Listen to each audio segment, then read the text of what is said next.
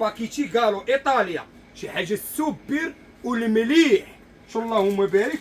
ونص كيلو ديال القمح عرفتي شحال كتباع؟ شحال اخويا؟ غنعرفوا بالحقيقه ديالها دابا. معروف هذه شحال كدير. قالوا الثمن ديالها.